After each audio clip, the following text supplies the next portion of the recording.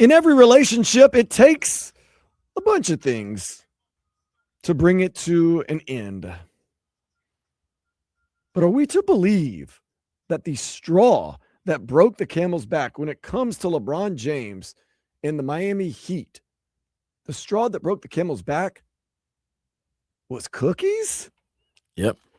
Michael Beasley, who was on the team at the time of the cookie incident, recently went on Club Shay Shay with Shannon Sharp, and he broke down on how cookies may have just ended the Big Three and the Miami Heat empire. Hold on, man. Oh, there he is. I'm gonna tell you from my perspective. Yes. Spo tried to swing his and Riley tried to swing their. Spo and Riley tried to take off the Took the cookies. and then tell him like I'm pretty sure if they would have went to him like a person, Yes. a man, it would have been maybe a different story. Right. But he personally brings those himself. His chef and So they took his cookies. They weren't the plain cookies. yes. Didn't you How just listen to long that? That's the Shannon? part of the story they're not telling. Like Bron ain't gonna come to your establishment and have your cookies.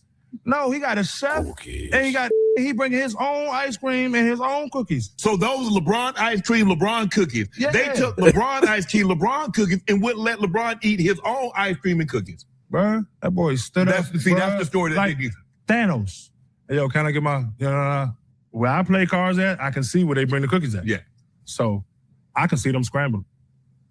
But at the time, I don't know. You don't know why. I know why because I didn't know that I knew why. Right. Right? So I'm just watching like, dang. Come back. Come to Bron. What? Hey, hold on. Stood up and yelled as far as the back. Everybody heard him. Yo, if anybody do it, bro, sat down. I mean, it was loud as, and sat down as cool as a cool. You ain't got my cookies, y'all ain't going. You're right, bro. He him.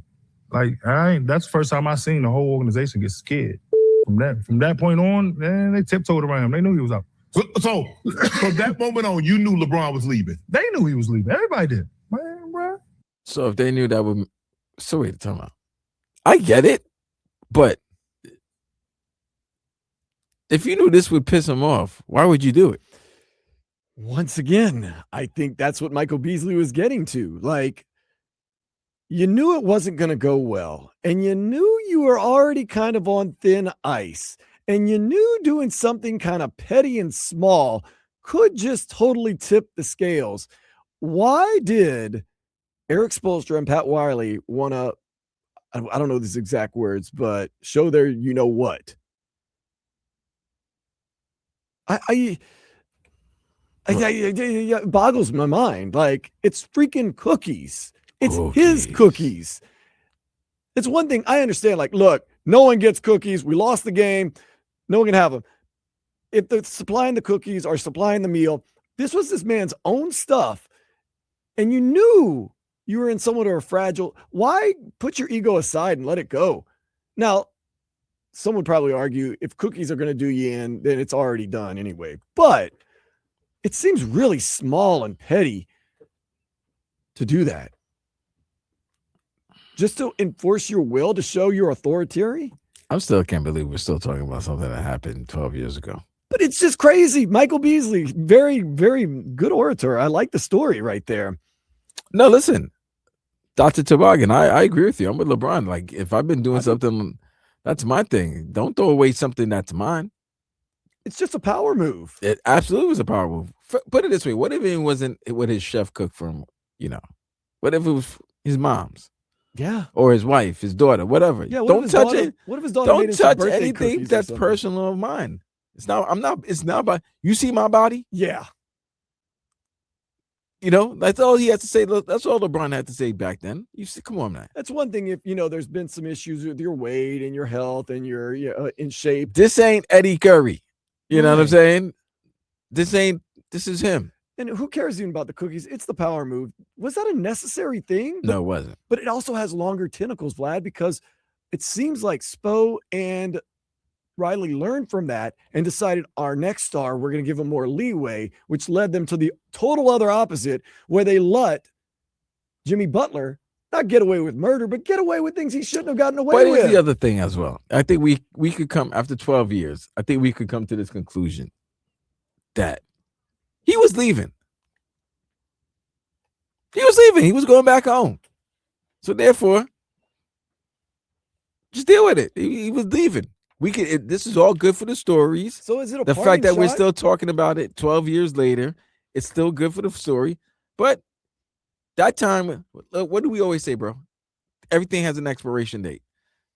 LeBron James' tenure with the Miami Heat had an expiration date. That expiration date was June 2014. Unfortunately, they were not able to beat the San Antonio Spurs. But they got gentlemen swept, right? Yes. 4-1. And that was it. So cookies could have played a factor. Cookies could not have played a factor.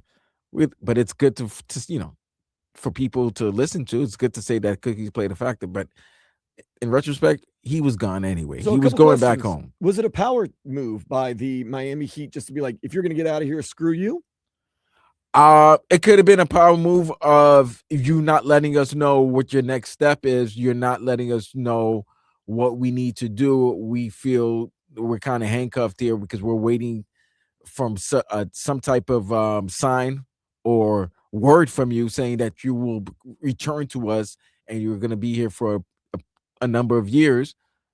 If we're not going to get that, then it's time for us to take back the control of the team because we were appeasing the big three. And now if you're going to be gone, then we've got to,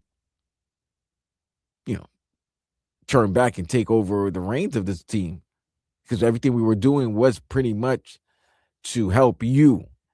And I mean, help the big three, but really you, because you were the best player on the team and you became the best player on the team. And the reins were handed to you by the former best player on the team.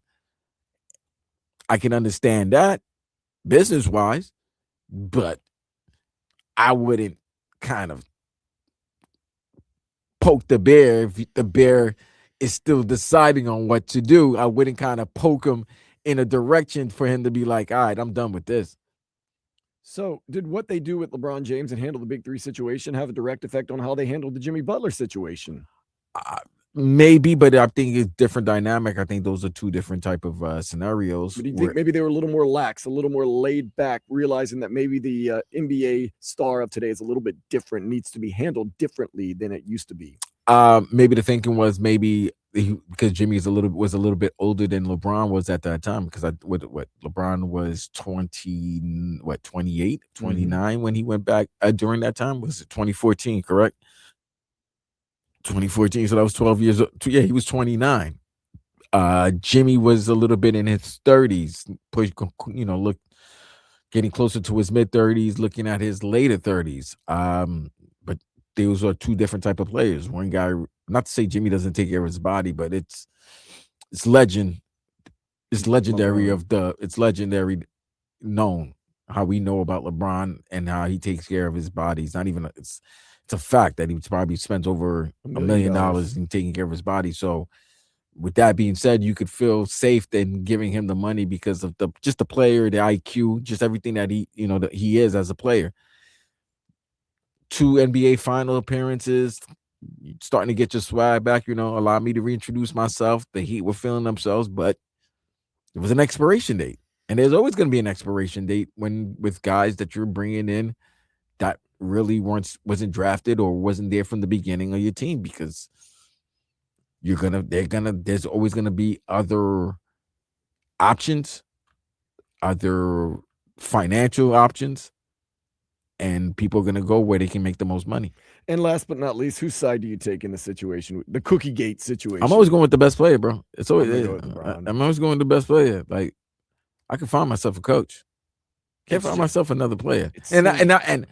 And I'm not saying it to slight Spo in any fashion. And it might have not only been Spo, apparently it was Riles too, because Riles was really at that. He was heavy in all the decision making at that time. So we all know about his body fat index and all of that. So it could have been from the guy. It could have been both of them, but I would have not done that. It's petty. It's small, but something that small could fester into something big. And if somebody's indecisive, I wouldn't poke them in a way to a decision of like, you know what, I'm done with this. Especially a guy that has a lot of the holds a lot of the cards. But one thing is for sure right now, Vlad, I am really hungry for cookies. What kind of cookies? Gourmet, chef-made cookies. All right.